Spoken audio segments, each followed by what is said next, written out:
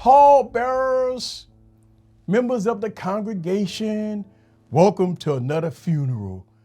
My first funeral of 2021 goes out to the Galaxy S21 and the Galaxy S21 Plus.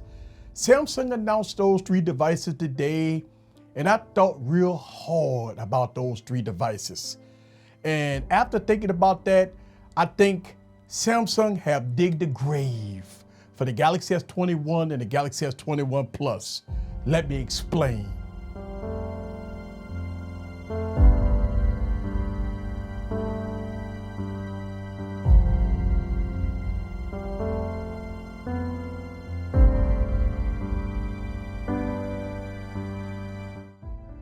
Pallbearers, members of the congregation, welcome to another funeral. Today's funeral is about the Galaxy S21 and the Galaxy S21 Plus. It's a sad day. My first funeral of 2021. But why, Samsung? Why you did this to us? We look for you for innovation. We look for you to beat the competition. But sadly, the Galaxy S21 and 21 Plus does not bring it.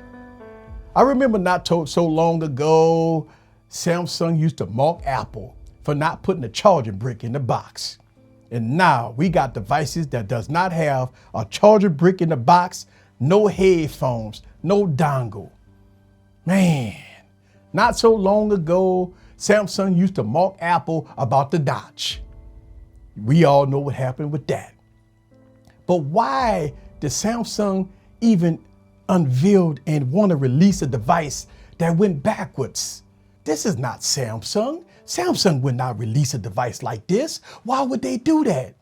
Now let's do a recap here.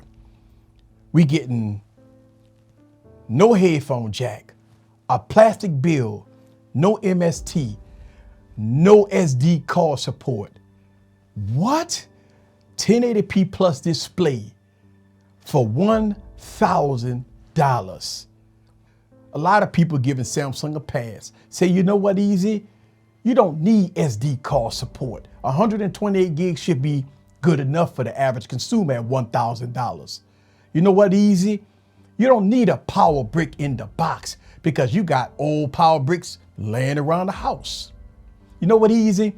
We're not worrying about the plastic design.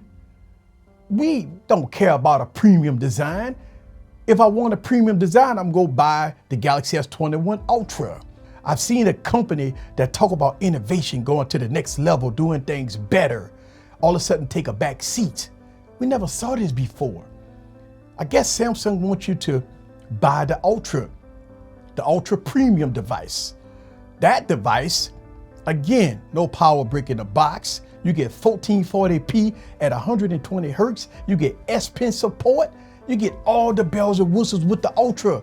But what if you don't want the big device? What if you want to get a smaller device? You don't get S Pen support on the Galaxy S21 and the Galaxy S21 Plus. Samsung dropped the ball on these devices. Listen, you got the Galaxy S20 FE out there for like $540, $549. You could get that device in the used market for $450.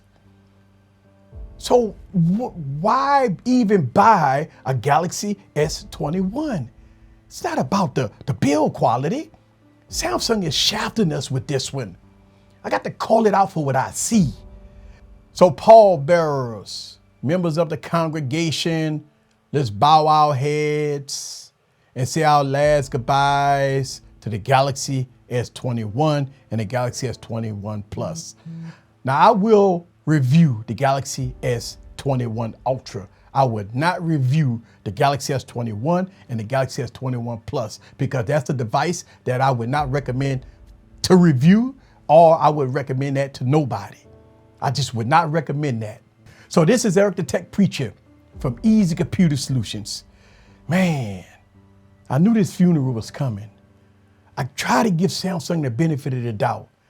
If Samsung would have came out with these two devices at a $599 price point or a $600 price point, then we wouldn't be having this discussion. But at a $1,000 price point is DOA. And that's why we're having this funeral. This is Eric, the tech preacher. See you guys on the next video. Peace.